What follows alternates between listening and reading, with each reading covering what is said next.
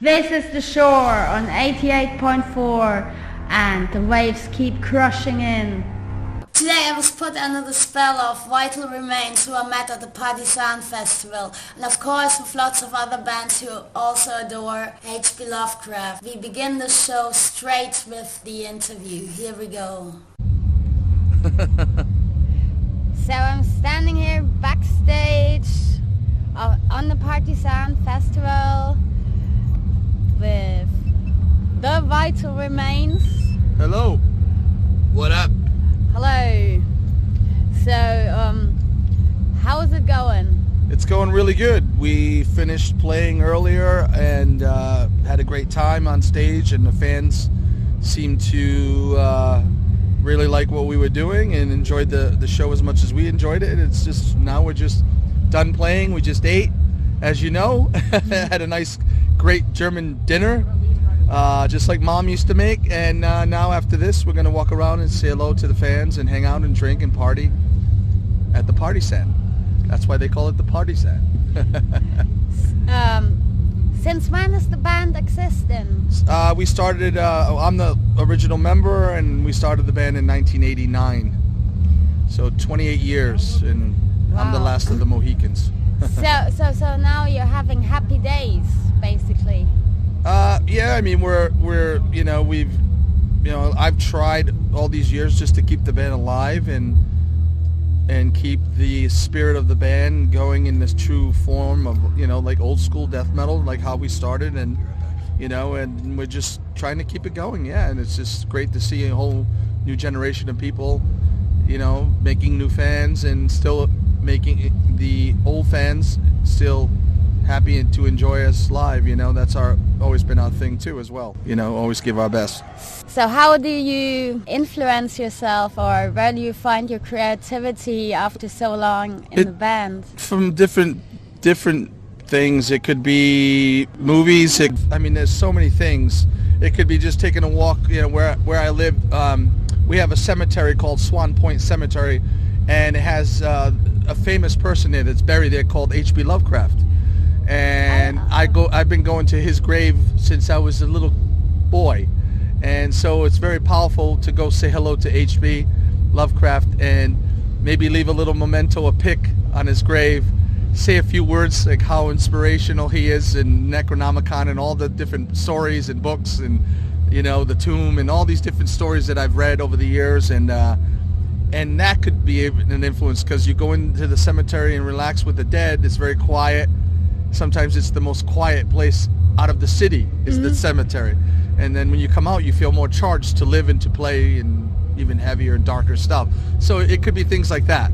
And we're very fortunate to have H.P. Lovecraft from where I'm from Providence, Rhode Island. Wow. Yeah, so I don't write the lyrics, but our singer in the past, our old singer, did, and and that I know for a fact, because I used to ask him, what's influencing this song, and he would say, oh, this story by H.P. Lovecraft, or this, or something else, or Stephen King, or whatever. It was something literature and fictional, obviously sometimes it was about real things as well. And Lovecraft hides a lot, no? So that's the magic about stuff that you not.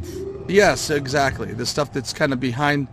Well, LaVey used to do the same thing. Like, if you read LaVey's works, he talks about lesser magic, when I know for a fact LaVey absolutely did practice greater magic. He'd never come outright in his sayings, but now if you read between the lines, you can find the little nuances where he drops in, much like Lovecraft used to do. And with LaVey, I know that you left the church,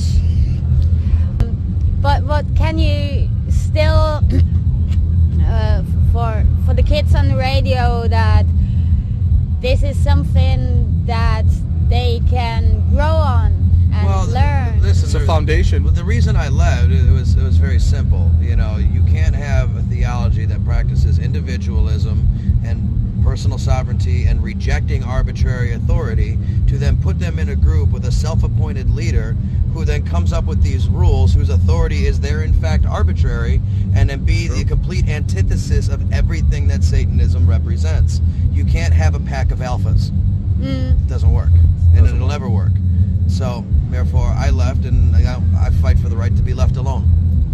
And live your life your way, which is a little bit of Crowley, you know, do it thou will kind of thing, and individualism. You once said that you were born Satanist as such.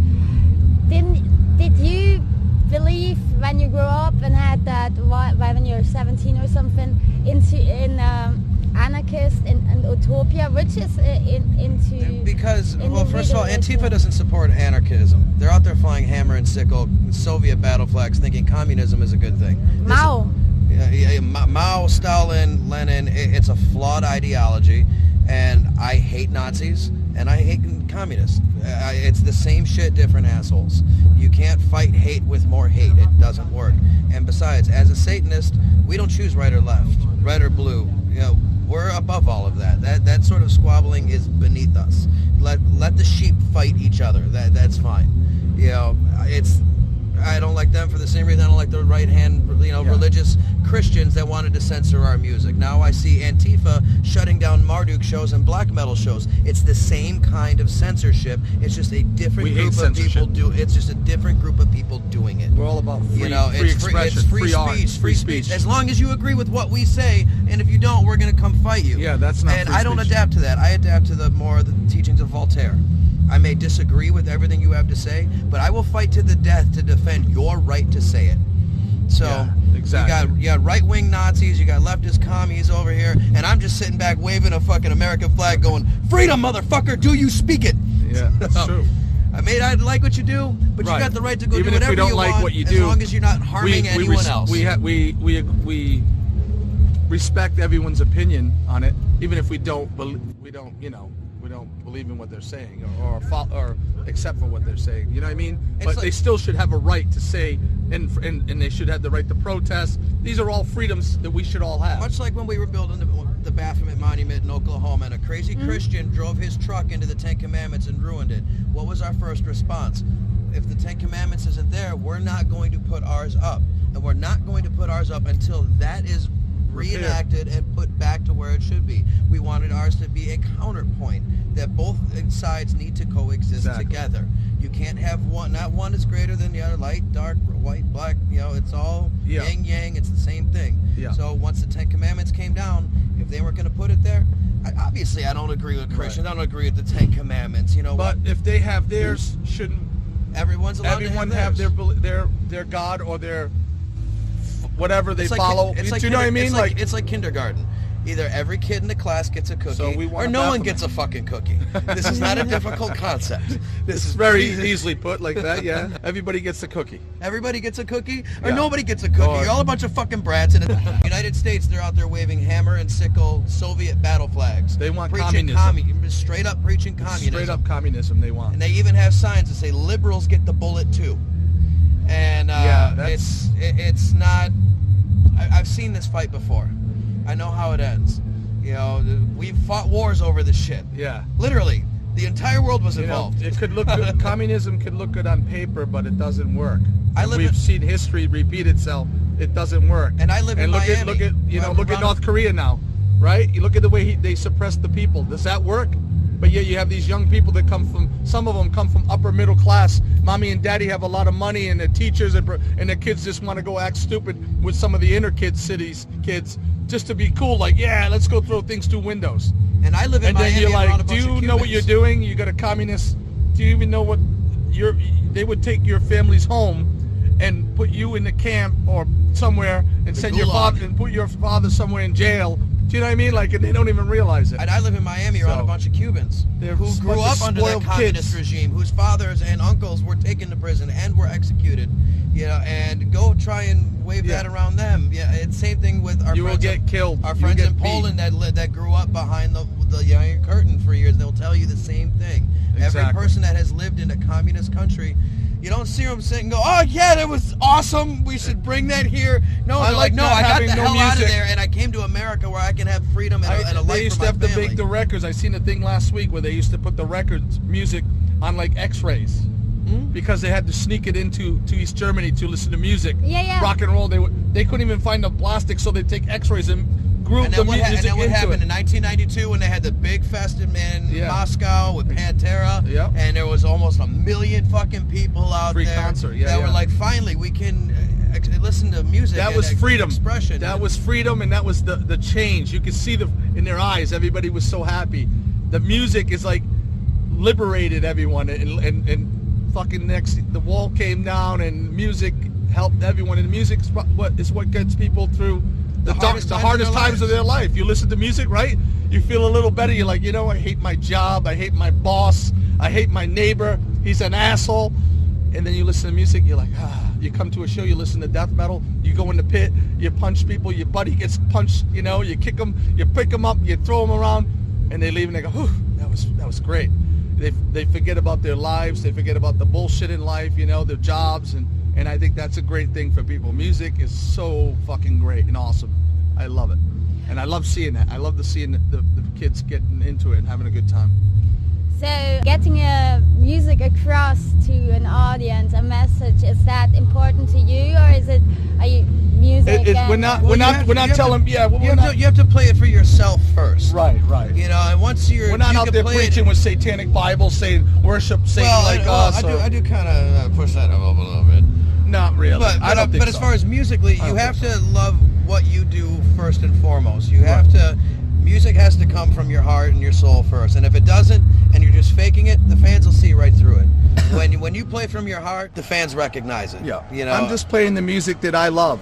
And the fans and the people that appreciate it, I'm happy that if they and people that don't know who are not fans, but they're seeing us maybe for the first time, perhaps they might like some of the riffs, some of the leads or the melodies, and be like, wow, this band's got, like, as hard as they can play fast, they sometimes have some harmonies and melodies, because we're not afraid to put that in the music as well. And if that turns, I've had fans come, they're like, I never heard you before, but I like your music. And I'm a Christian. We've had Christians that know that we're singing blasphemy and all kinds of religious people, and they come and they go, but your music does so much for me. It's beautiful. We love it. But your singer's an asshole. Yeah, but we hate your singer. No, but you know what I mean. So that's the power of the music. And again, we're not doing anything more we're not telling anybody to worship what we worship, or we're just trying to play what we do and do what we do and hope that they like what we do. And that's what I want everybody to have a good time and enjoy the music first. You know what I mean? If they want to get deep into it and go pick up a CD and read the lyrics, fine, that's great too. You know what I mean? But a lot of the younger kids, I notice, they download music, they don't even know sometimes who's in the band. That's the difference from the old school days when we used to buy the vinyl and go home and read all the inner liner notes and read all the lyrics and look at the guy, this is the guitar player. We knew. New generation, they download music, sometimes illegally. That sucks. Buy music, support the bands, don't steal music. That's not cool. But yeah, so I mean, it's like, we just do what we do, and we have a good time and we have a good time with the fans, and that's all that matters. Did you ever have problems with bootleggers? Of course, all the time. We just had it when we were down in South America, and we played in Brazil, and what was it? What city? That was São Luís. São Luís, Brazil. All of our shirts and the guy had all of our shirts, like, nicer than what we make. Like, lots of them, selling them. And we had to tell him, hey, it's not cool for you to bootleg and sell our shirts in front of our face when you at our show where you're taking money and food off of our table, that we work hard for our music and I mean, don't get me wrong, we get it that in some countries they don't have $20 for a shirt, they only have the $5, and I'm okay with bootleggers, but I don't mind, just not when we play. There has to be a line of respect. We love to see the fans wearing our shirt and supporting the band, absolutely. Not everybody is rich and can afford that, but we love to see anybody wearing our shirt anytime. Oh, they can't afford to pay for the shipping. But there needs to be a line of respect where you don't come to our shows and then market yourself, because did you ask us permission to make those shirts? No. Did you pay us any sort of royalties to use our image to make you money? You can't stop bootlegging. No. So but now if you want to take it to your store, where the next day after the show when we leave town, it still promotes us. The fans want to go buy a shirt next week or next month when they get their paycheck and they can afford it, power to them. Right. It's fine. So just have enough respect not to do it right in front of us at our shows and taking money away from our own merch table. I mean, we go to Mexico and they have hundreds of Vital Remains nice stuff. And sometimes they'll give me some. Can I get a couple of shirts? Yeah, you know. So I'm okay with it. But yeah. Is that cool? Can we finish up? Or? No, can you just shortly, for your sake and for my promote? Okay. So maybe we could say we're going to be signing a new deal with a new label, and there'll be some new news coming up shortly for a new label we're signing with, and we'll be recording the album this winter. That's what we could say to the fans. Okay. So we will have a new album out spring next year. We tried, but it took too long to negotiate back and forth with labels, so it just took longer than we thought. We thought we'd have it locked in with the contract, and we'd be recording already, and we'd have it out by December, but it's looking like we have like 4 or 5 labels really coming at us hard that they want us to sign, and we have to make decisions fast. Not fast, but slower than fast. It's better to be slow and calculating and make a good decision for our new home than to just sign it like when we were kids and put the blinders on and get screwed. You know, we'll get screwed more. So music business is still brutal, even if you make brutal music. Yes, yes. That's why it's the music business. And the business is getting screwed. But did you ever get educated and grow on your producer? Say again? Did you ever grow on your producer? What do you mean grow on, not producer? Or develop? Did he tell you? No, like, we don't listen to producers. We do all the producing ourselves. And I've always done the producing. It's what I say goes. Take that, Rattan. And that's the way it goes. I mean, if we're working with a really good engineer who's like a producer, like when we did the last album with Eric Rattan, he was great because he was really making us work hard for the best performances, and we were following his lead, you know, on a lot of things. But we were also telling him things that we wanted. Mm-hmm. So it was kind of like really good to work with someone like that who also is a guitar player, knows where we're coming from, also plays brutal death metal. So that was awesome. So we've never, you know, I've been doing it and doing all the records and writing all the music for a long time, that when I work with somebody, I don't mind constructive criticism, but sometimes you have to know what you want when you go into the studio. You have to have a real good sense of where you want to go. And as long as you focus, you can do it. On that note, we want to thank you, thank all the fans for the support. Thank you.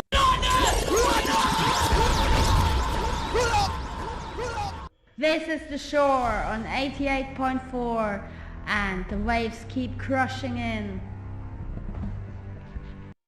Hail Satan. Look, says Satan, I am a circle in whose hands sit the 12 realms. 6 are the seats of the living breath, the rest like sharp scythes, or the horns of death. The creatures of earth are and are not, only in my own hands they sleep and they will rise. In the beginning I created the stewards, and placed them in the 12 seats of government, giving each